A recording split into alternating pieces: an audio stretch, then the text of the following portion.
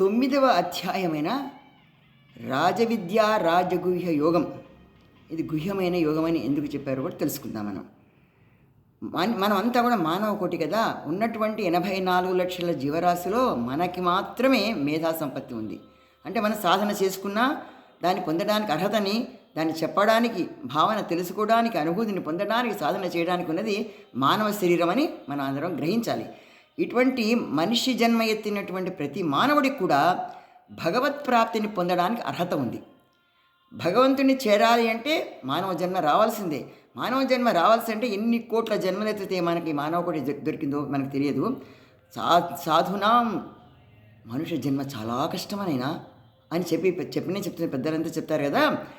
ఇది ఇందులోపల మనం చేయాల్సింది ఏమిటంటే, దీంట్లో దీనికి వర్ణము కానీ ఆశ్రయాలు కానీ ఈ ఆశ్రమం అంటే ఇది మనం చేసేటువంటి సంసారంలో ఉన్నా పర్వాలేదు, మనం తర్వాత వానప్రస్థ ఆశ్రమంలో ఉన్నా పర్వాలేదు, దేంట్లో ఉన్నా పర్వాలేదు. కానీ దానికి ఆశ్రమం అనేటువంటి లేదు, వర్ణాలంటూ లేవు.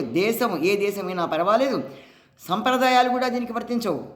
దేశము వర్తించదు, సంప్రదాయాలు వర్తించవు, వేషము భాష కూడా ఏవి కూడా దీనికి పట్టదు. కానీ భాష సంస్కృత భాషలోనే మనకి చాలా బాగా మన ఆధ్యాత్మిక సంపత్తిని అందించడం జరిగింది. కాబట్టి మానవ కళ్యాణం కోసం, మానవ హితం కోసం, లోక కళ్యాణం కోసం, లోక కళ్యాణం కూడా కావాలి మళ్ళీ అది పొందడం కోసం ఆ లోక కళ్యాణ రీత్యా గీతని కనుక మనం చదివితే, ఇవంత ఒక ఫార్ములా సిస్టమ్ లోపల అందించబడినటువంటిది గీత.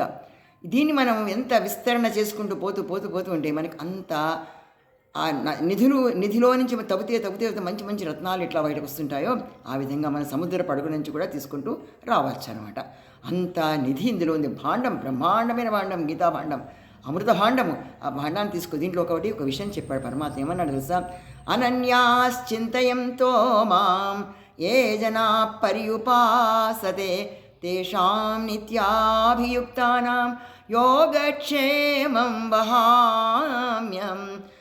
చెప్పాడు ఒక మాట, నేనున్నానయ్యా మీకు, వహామి నేను. మీరు ఏం చేయాలి? సర్వదా సదా నిరంతరము ఎక్కడ పోయినా, ఏమి చేసినా, పడుకున్నా, కూర్చున్నా, లేచినా, నడిచినా, ఎక్కడికిన్నా కూడా అనన్యా చింతయంతో మాం, నన్ను మీరు అందరూ కూడా చింతన చేస్తూ ఉండండి, స్మరణ చేస్తూ ఉండండి, స్మృతికి తెచ్చుకుంటుండండి, భజన చేస్తూ ఉండండి.